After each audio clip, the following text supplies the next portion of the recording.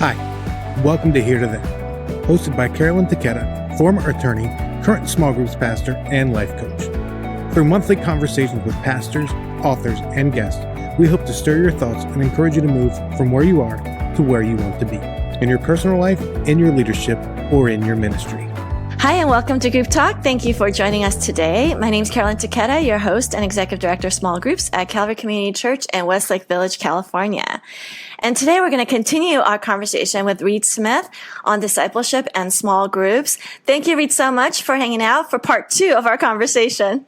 Thanks for having me back, Carolyn. For those of you who may have missed part 1, I encourage you to go back and listen. He had some great comments around discipleship and how we know when we're doing it in our groups and we know when we're not, and how do we go about making sure that we honor the Great Commandment and the Great Commission together. And he just gave us some great language, yours as well as a bunch of different quotes. You are very well read, and you remembered all these nuggets from different places, so you can benefit from Reid's comments on that. Lots of wisdom there. Let me tell you a little bit about Reid. He has been equipping group leaders in disciple making since 1996. For 20 years, he was part of the network in small groups from the very beginning, serving as the area leader in the Northwest and then South Florida.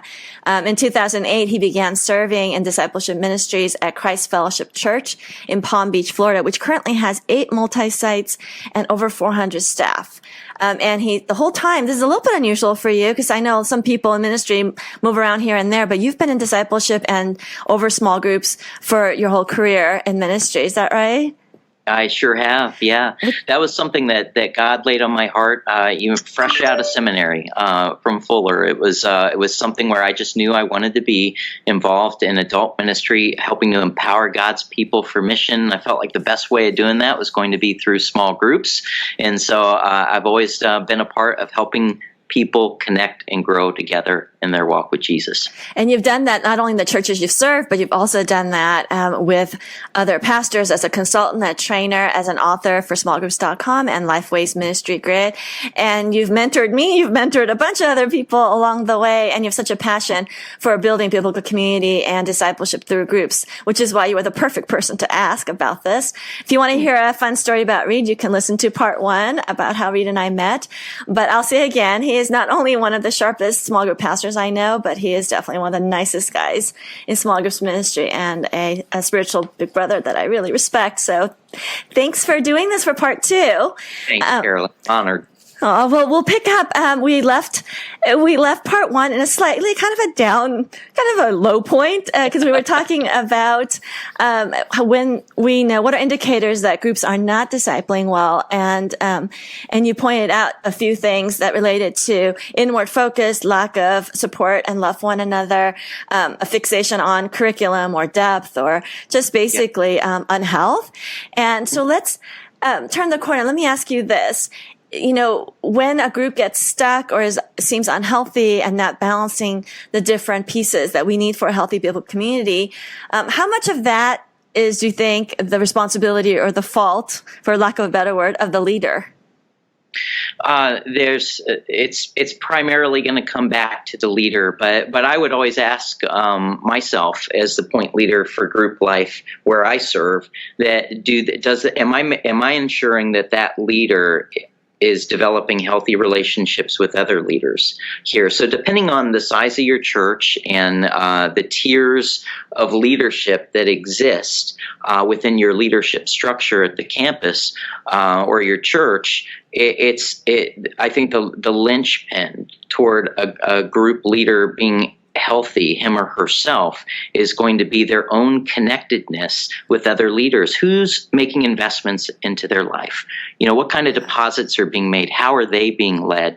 You know, so I'm always going to quickly look back at myself. You know. So it's all your fault, really. It's all our fault. Basically, all of our listeners are small group point leaders. So you're just basically saying it's all our responsibility. That's right. You know, I'm my biggest critic. So, But in all seriousness, I think it's critical if you have a large enough group life where you serve, or that you're experiencing community with other leaders, Right. and if there's deposits that are being made into your life, if you're being led well, then there's going to be a correlation between that and how you're leading. But at the end of the day, this is where I'll bring it back down more to the individual level and individual responsibility. It does come down to the group leader and where they're at in their own relationship with Jesus. So I would always need to ask myself as a group leader, and these are questions that apply to all of us leading groups, that how am I cultivating my own relationship with the Lord? One of the landmark studies on healthy group leadership that's been done is by Jim Egley. Oh my gosh, I was just going to quote him, but you beat me to it. And of course, you could no doubt beat me to the punch too, Carolyn. No, in terms go for of it. what that practice is, that we can do as leaders, that makes all the difference in the world toward moving our group experience from more of an informational one to a transformational one. And not surprisingly, that's when we're really tapping into the power of God through prayer. We're praying, right? And so what does our own prayer life look like? How are we, as shepherd leaders, and we are sheep ourselves, feeding off of God's word? How are we nurturing our own spiritual life? And to the degree that, or the depth at which we're kind of cultivating that ourselves, that there's going to be a direct correlation between that and really what happens within the group experience itself. Now, at the end of the day, I think everybody is responsible for their own walk, because even a shepherd doesn't force feed sheep. A shepherd's just going to lead the sheep to green pastures, but the sheep are responsible to feed themselves. But a shepherd's still going to be there to protect, to guide, and to do all of those things that a shepherd is called to do.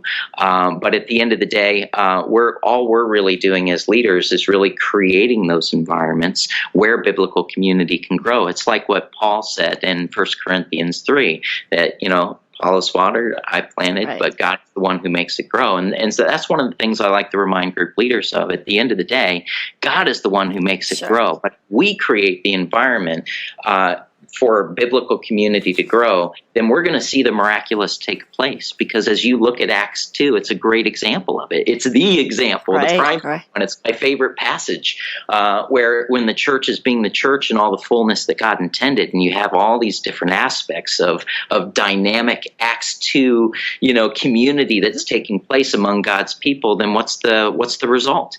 Well, it's lost people coming home to God, and not infrequently, mind you, but every single day. And I think we should expect nothing less when we're actively engaged as leaders in our own devotional life, but we also are developing a rich group life where we serve.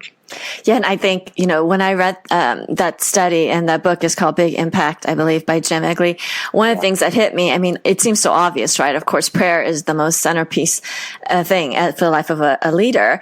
But the other piece that was interesting is, sometimes I have this tendency, because, man looks on the outward and God looks on the inside, where if you see a group leader that's really dynamic, charismatic, knows the Bible well, and just seems like everyone wants to be in their group, they have high social skills, you think, boom, there we are. They're going to be an incredible leader. They're going to have this amazing disciple-making group. Not necessarily. And then on the flip side, you might see a leader that may be socially a little awkward, maybe just not as shiny and perfect on the outside. And somehow his group seems to be evangelizing and growing. And it just used to baffle me a little bit, because it's counterintuitive, right? But Jesus is so counterintuitive.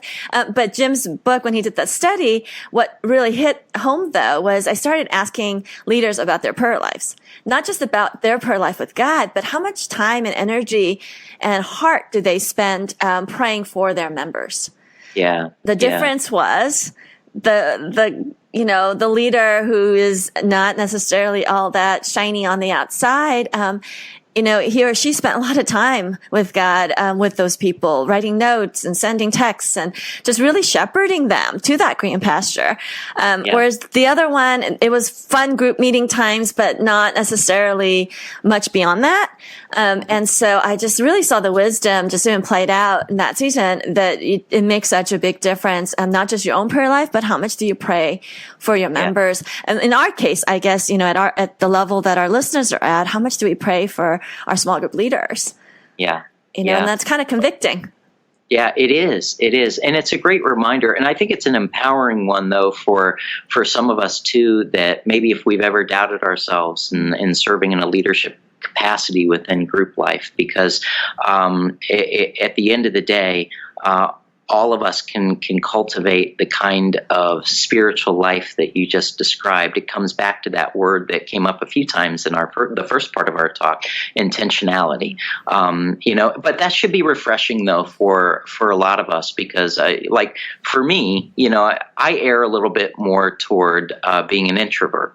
I need to have that alone time to recharge my batteries. But if I don't balance that out with having relationship and community with others, that can be equally life sapping for me. So it's the both and. But at the end of the day, oftentimes I think there's a bias toward more of the extroverted, the social, people that easily can kind of speak off the cuff, and there's a charisma about them, and our minds automatically go to them as being probably the ideal candidates for leading a group. But oftentimes, as we see throughout the scriptures, God chooses the most unlikely. Yes. And it goes back to the verse that you paraphrased there. I mean, that God looks at the heart. Man looks at outward appearances, but God looks at the heart. He knows. So by virtue of listeners that are tuning into this right now, there's the fact that you're doing that, is showing intentionality on your part, which is to be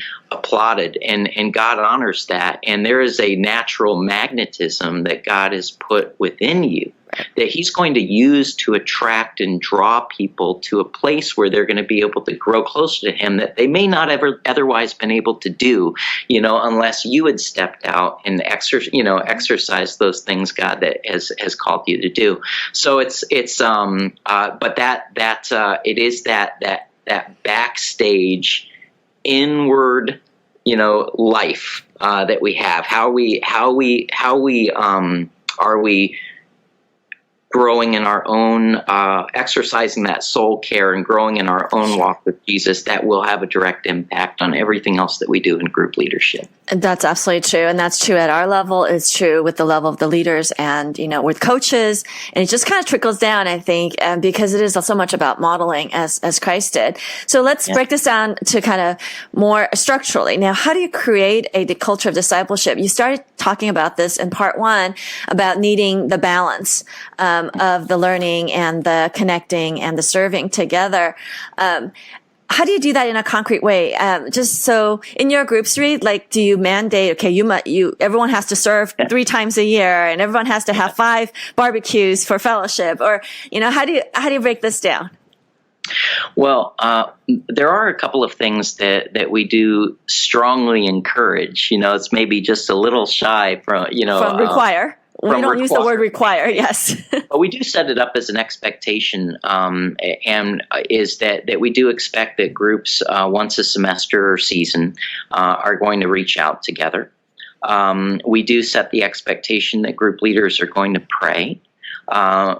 We do give them tools and communicate the expectation that they're going to use them in their own group leadership and self-development. So, for example, and so whatever the expectation is that we set for a group leader, we try to provide the opportunities and the tools, the resources to help them execute on those expectations. Because that's fair, right? Yes, if I'm going to ask you as a group leader to do X, Y, and Z, and then I do nothing to help you, that can be very disempowering, but if I say, here are the expectations that we have for you as a group leader, here's why we have those expectations. That's critical. And here are opportunities and resources that we're providing you with that will help you deliver on those expectations. And here's what you can confidently expect God will do as a result. So, for example, practically speaking, what do?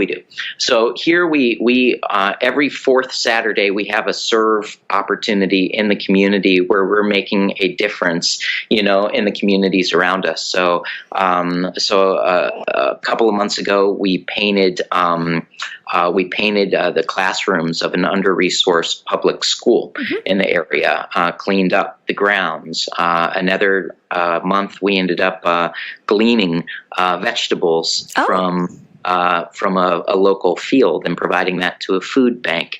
There's a number of different experiences that we tee up as church leadership for our groups, so that all they have to do really then is show up together. So it's a great opportunity for a group to grow deeper by doing things that they wouldn't otherwise normally do in their regularly scheduled gatherings together. Another thing that we do when it comes to cultivating prayer life is we just put together a 30-day prayer guide for leaders, gave them a scripture and gave them something to pray about every day of the month. And then once they finish and they step into month 2, what do?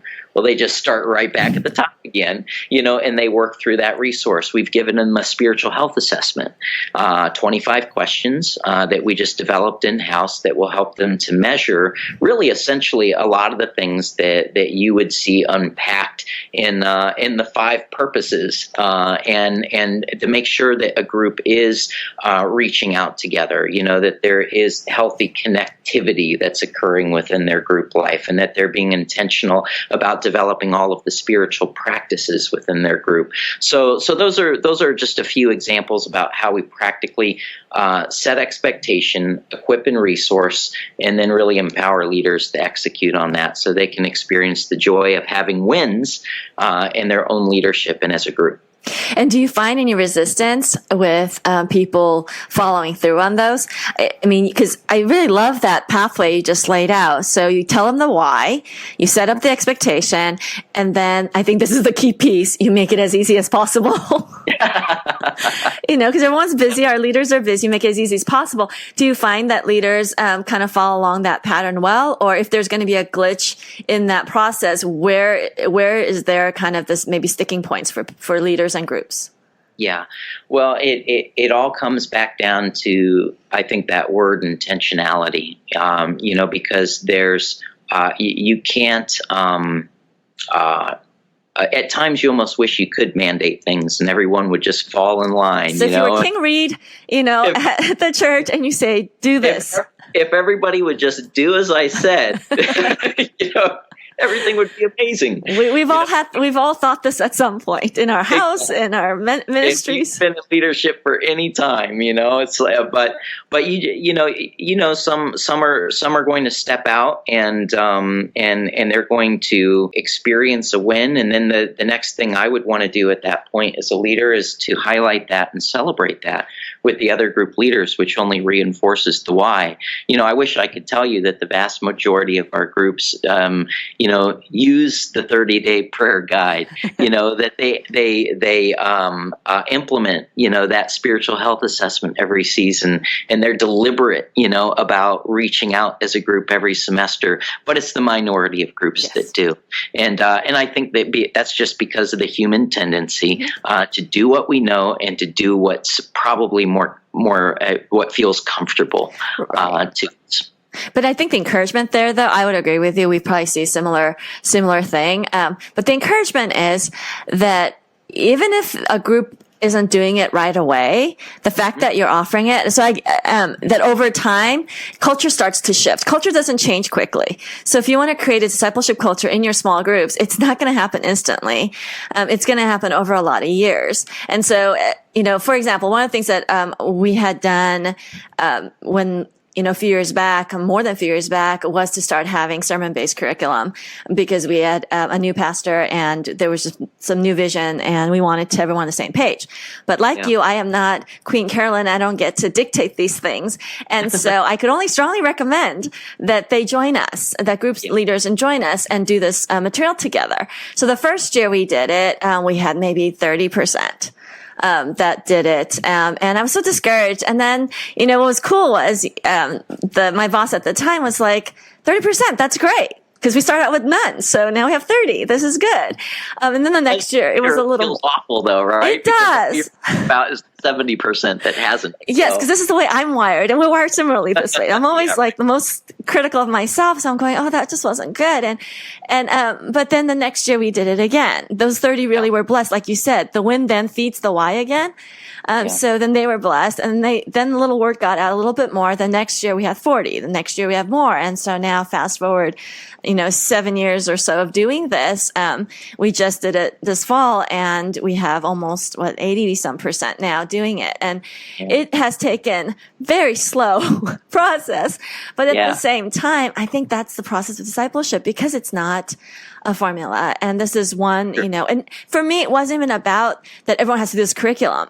It was more about the value behind it was for a church as wide and big as ours and as scattered as ours. We needed a unified language. We need unified vision. So there was other values that were hooked to the material. And it just ended up over time becoming something that's now embedded in the DNA of our culture. And now people ask me, when are we doing that? And groups come out of the woodwork that don't want to be on the grid, but will say, can I get that? I'm like, no, only if you're on the grid. So now you have to report yourself to me. So that's become a carrot as well. But it's just interesting how I think when we do, I love that resource idea, of offering, serving opportunities. And initially only a handful of people might take you up on it. But over time, if you do it consistently, I think more and more people kind of dive in, and those stories, as you said, get told and have a life of it their own. So. Yeah, it's a great reminder, Carolyn, and it's so true. And admittedly, we're more on the front end of implementing some of these strategies. Mm-hmm. Having that monthly serving rhythm that we tee up for groups, and some of these tools that we've given group leaders probably about a year ago. That groups, a lot of groups are now just beginning to grab onto and use,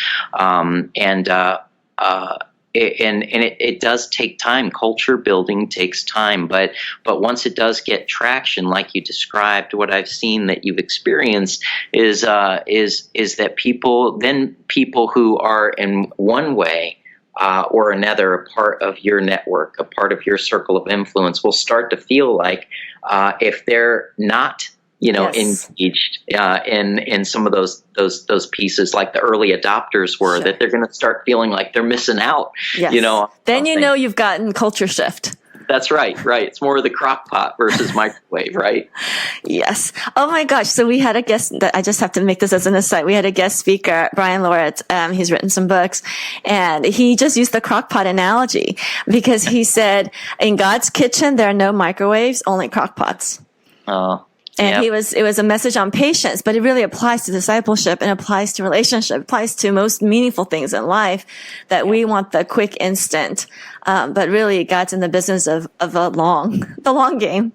Oh, it's so true, isn't it? And I think that's one of the reasons behind why time is such a big obstacle or enemy to groups here. And when I say here, I'm thinking, like just the busy culture of North America, and increasingly in cultures around the globe. But for us, it's relationships, because that's at the heart of everything we're talking about with discipleship. Relationships take time. They take time, and it takes patience, and it is messy.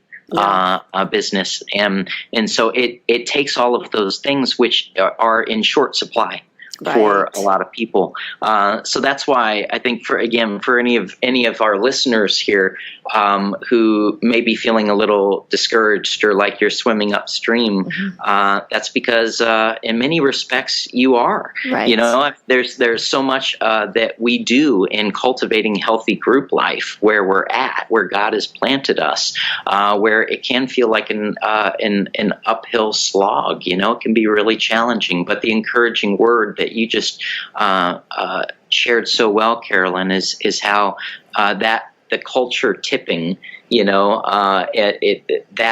it's a gradual process, but it does take place and over time. And one of the things that requires is it's the intentionality we've been talking about, but it's also focus. It's also staying the course long enough with your group strategy, that where you don't get scattered.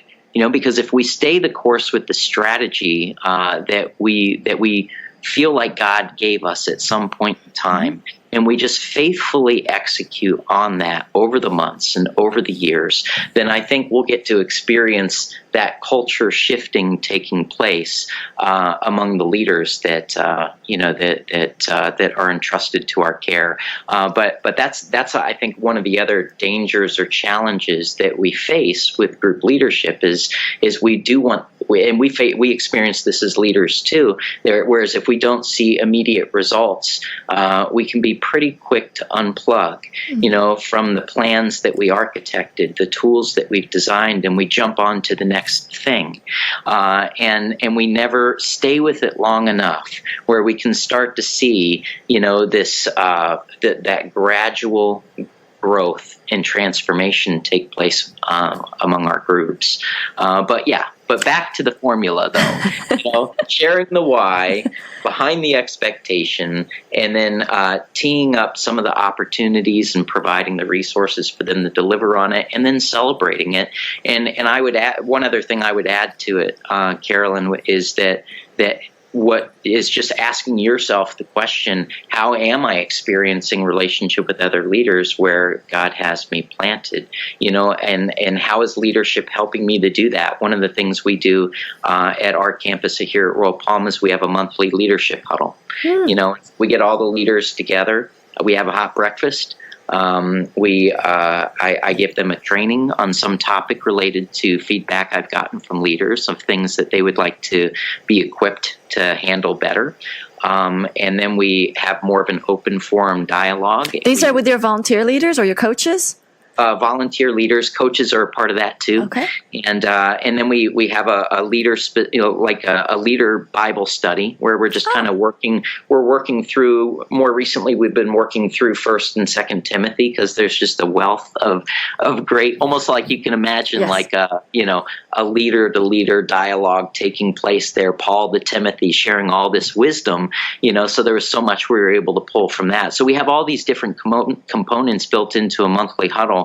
But then, of course, the coaches on a regular basis are connecting with their leaders in different ways to make sure that everyone feels like they're being heard, and connected and resourced.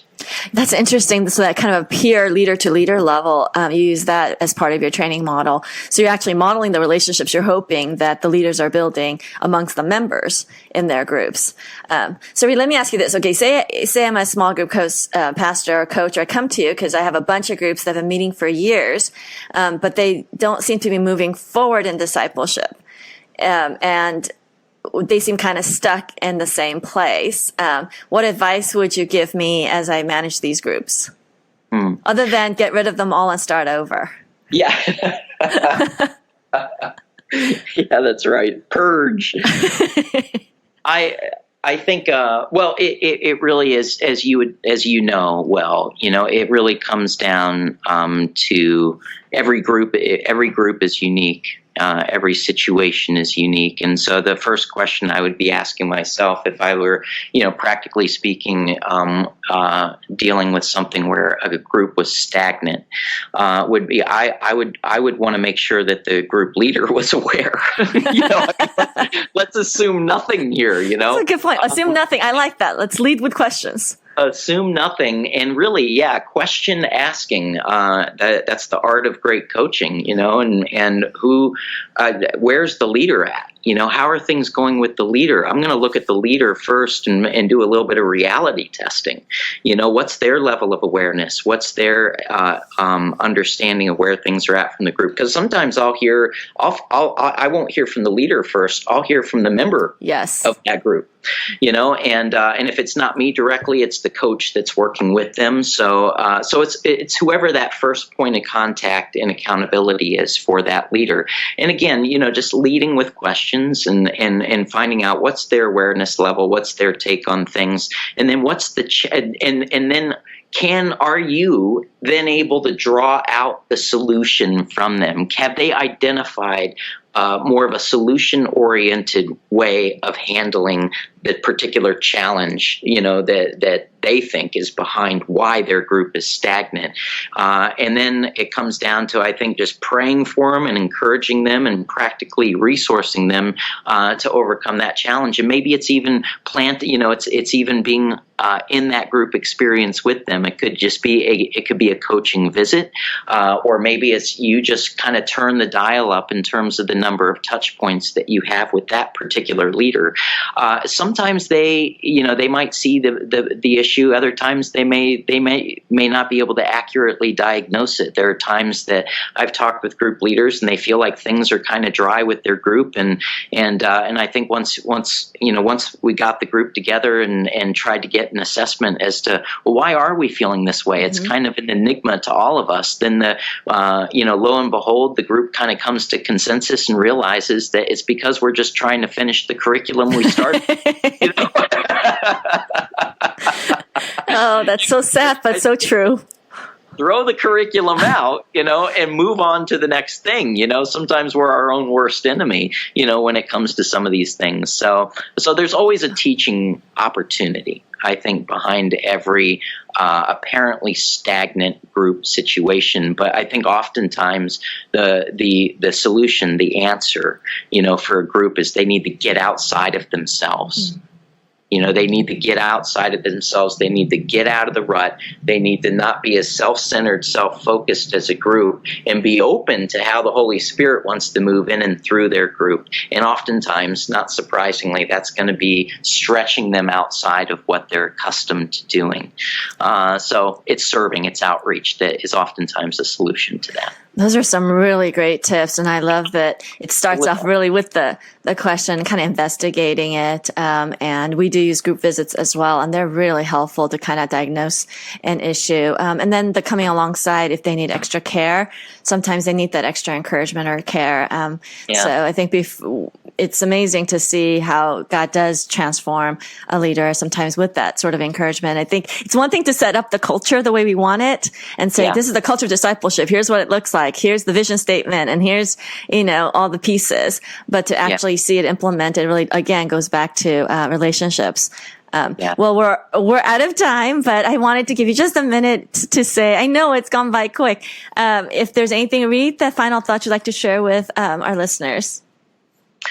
Well, I think one thought that came to my mind earlier in our conversation, Carolyn, is just when your own view of yourself as a group leader, and whether you're an introvert, whether you're an extrovert, whether you're new at this or been doing it for a long time, that just believing, trusting that God is going to.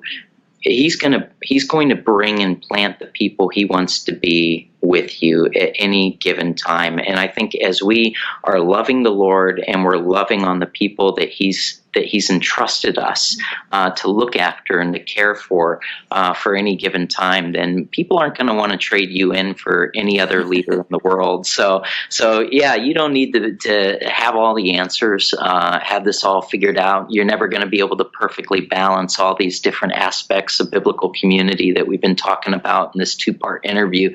But at the end of the day, it really is quite simple, and that's what I love about Jesus. He did the most costly thing that could be done to make access to our Heavenly Father the simplest for us. And so when it comes to the communication of the gospel, and similarly when it comes to the great group leadership, at the end of the day, it really is quite simple. And that's just loving God, loving people, and then they're not going to want to trade you in for anyone else. And so, and by virtue of doing that, you're going to be amazing at being able to create the conditions that are favorable for people to be able to grow in all the ways that God intended them to. And that is a beautiful picture of discipleship. It's also a lot of fun when that's happening. So thank you so much, Reid, for all the wisdom and insights that you've given us today. I hope it was helpful to you, our listeners. Reid, God bless you and your ministry down in Florida and your family as well. Thank you so much, Carolyn. Honored to be with you. Well, you can connect with Reid and ask him questions on the Facebook Small Group Network page. Feel free to push back on anything you say if you don't agree, or maybe you can throw in some other quotes from other people that we haven't covered. So enjoy connecting with Reid on Facebook as well as LinkedIn at Reid Smith. And thank you for listening to Group Talk. We have huddles in the geographic areas all over. So go on the Small Group Network website and find a huddle closest to you. And Reid is part of the huddle in South Florida. So if you are down in those parts, you can connect with him one-on-one and more personally as well. So thank you for listening to Group Talk. If you like what you hear, please leave us a positive rating on iTunes, which helps other small group ministry leaders find us. See you next time. Thank you for listening to Here to There, part of the Group Talk Network of podcasts. If you like what you've heard, make sure you subscribe on Apple Podcasts, Spotify, or wherever you get your favorite podcasts. If you want to learn more, make sure you check out smallgroupnetwork.com for more resources.